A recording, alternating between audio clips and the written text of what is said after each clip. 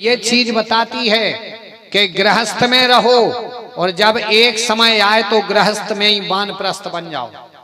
जैसे देखना अपन को भगवान ने जो उम्र दी है, इस उम्र का बंटवारा किया है। जैसे आदमी की मान के चलो 100 साल उम्र है, तो 100 साल में 25 साल तक खींच करके पढ़ाई करो, भजन करते रहो, साथ में पढ़ाई करो। जो बचपन में अध्ययन करेगा वो जीवन भर सुखी रहेगा, और बचपन में पढ़ाई नहीं कर पाई तो जीवन बर्बाद हो जाएगा। इसलिए 25 साल की उम्र तक पढ़ाई करो और 25 से लेकर 50 तक खींच करके कमाई करो। 50 तक जितनो बने उतनो कमाओ, तुम दिनों रात मेहनत कर दो खींच करके, और ईमानदारी से हो, जितो कमा पाओ सो कमाओ। 50 के आगे जाओ तो फिरने ज्यादा चक्कर में पड़ो। 50 के आगे तो अपनी उम्र लो के थे का खेत इनके बन बा बन माने अब बन, बन माने जंगल। अपने मन को ही बना लो क्या बन। इनके बा अबाई बन, अब बन अबाई ले ले माला हाथ में। भगवान सोई बैठे बैठे घंटी बजाऊ थे, आप उन्हें क्यों और कैसी बजाऊ। पहली घंटी भगवान ने बजाई, आदमी के 32 दांत बाए में। अच्छा, पहली घंटी क्या बजात कई का भाव तो दांत कैसे टूट गए। कच्चू नहीं, बहुत सारे मन जान कर रहे थे, मुंह में पानी लेके कोल्ला करुआ जो हमने कही फू तो 2 बे डरे और कहा जो 1-2 सर के, फिर खकरी सी सर की पूरी, फिर नहीं पता पड़ा कबे सरक गए। भगवान पहली घंटी बजाऊ तब माला ले ले रे, अब भजन करो। लेकिन अपन और माला नहीं ले, का करात अपन और जा सो दूसरे लगवा ले आओ। भगवान ने दूसरी घंटी बजाई, आंखों से मद्दो दिखान लगा। मद्दो खेसो, खूब रंगीन दुनिया देखी, अब भजन करो। लेकिन अपन नहीं माना, 0.5 को बनवा ले आओ। और का अब तो रात के 10 बजे लो दिखात बोले ये सो तेज चश्मा बनो है। अच्छा, फिर भगवान ने एक घंटी बजाई, 6 जगह से टेढ़े पड़ गए। भारी फिरते जिंदगी में, सीना ताने हम फलाने हम ढकाने, छाती चौड़ी करें फिरते फिरत अपन के नहीं। भगवान ने कही रे अब भजन कर, 3 जगह से टेढ़ो पड़ गो। आदमी नहीं माने, नाती से कहने लगा तो बेटा एक अच्छी सी गुटनिया ले आन दे। पूछो ये से का फायदा, कही 2, एक तो टेक कहने के लिए, दूसरे कुत्ता दौड़े तो माए भगाऊ थे, 2 फायदा। फिर भगवान ने एक घंटी बजाई, पूरी सफेदी, खूब क्यूकार में नलमंडराप केस कांति केस के एक से एक तेल डाले तुमने, अब सफेदी आ गई। माला लेके भजन करो, लेकिन धन रे कलयुग भजन नहीं करे आदमी। का करा, 5 रुपए का छोटा पैक काटो, खोलो, घोलो और लगा लो, हर सफेद बाल काला बना लो। जग देखो 60-60 70-70 साल के कहूँ जाने हो ऐसी मेहंदी करत, जनगत कल्ले से धने फिर रहा मूड पे। हाँ, कितना कल्ले से धले वे तो, हाँ वाज रंगाए, दूसरे दिन सफेद काले आए। हाँ, ये से वो चक्कर में सोई ना पड़ो, जनगत कल्ले से धरे फिर रहा है। भगवान ये कहते कि रे सफेदी आ गई, खूब तेल डाले, खूब सब करो। अब तो माला ले ले, लेकिन नहीं ले। सो फिर भगवान एक आध देना, फिर घंटी नहीं बजाऊ तो घंटा बजा दे के आया है सो जाएगा राजा रंग के फकीर, और कोई विमान में चढ़ चला, कोई बंधा गया जंजीर। आया है तो जाना पड़ेगा, इसलिए फिर जाएगा। तो 50 तक कमाई करो और 50 के बाद गृहस्थी से मोह छोड़ दो। बच्चों की अगर शादी कर दी तो असलियत में आप गृहस्थ आश्रम से फ्री हो गए।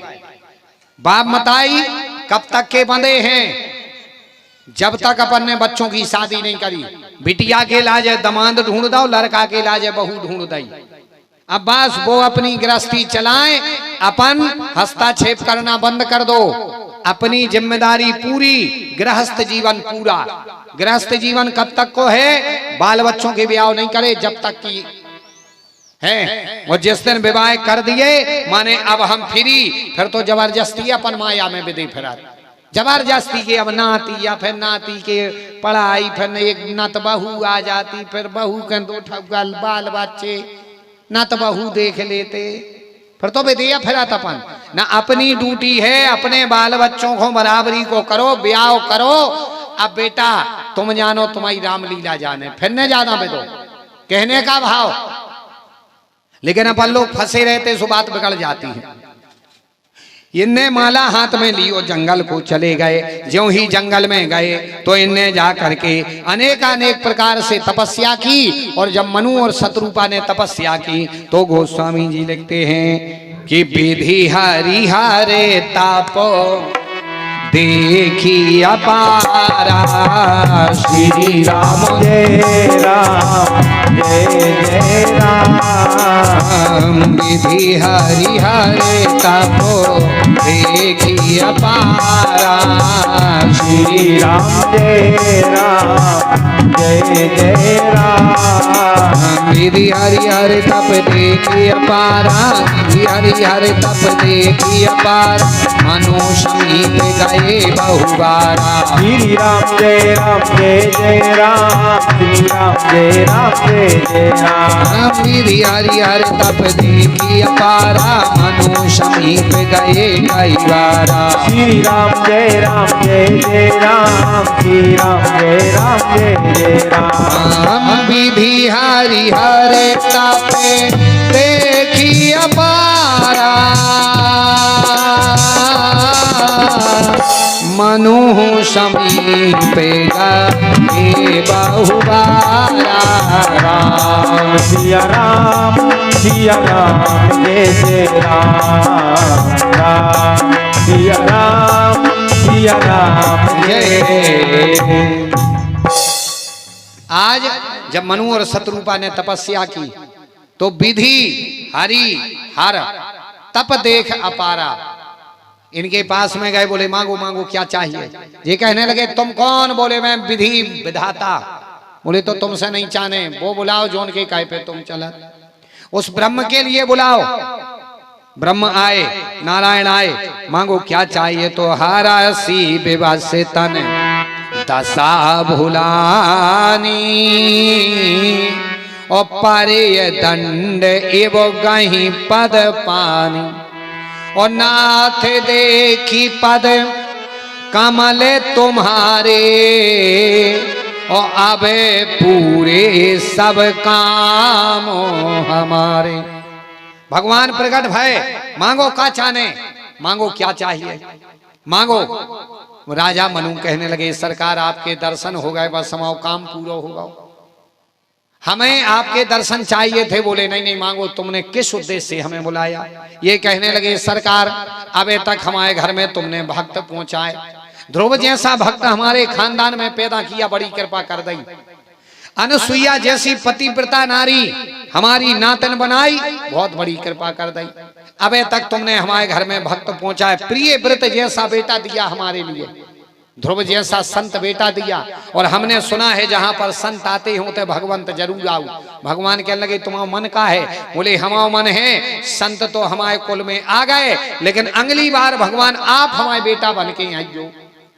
अब भगवंत के आने की बारी है, क्योंकि संत आ गए तो भगवंत जरूर आएंगे। और ये भी बिल्कुल क्लियर समझियो, अगर अपने घरे कोई संत आ जाए तो समझ लेना अपने घर पर भगवंत भी आएंगे, आज नहीं तो कल, कल नहीं तो परसों।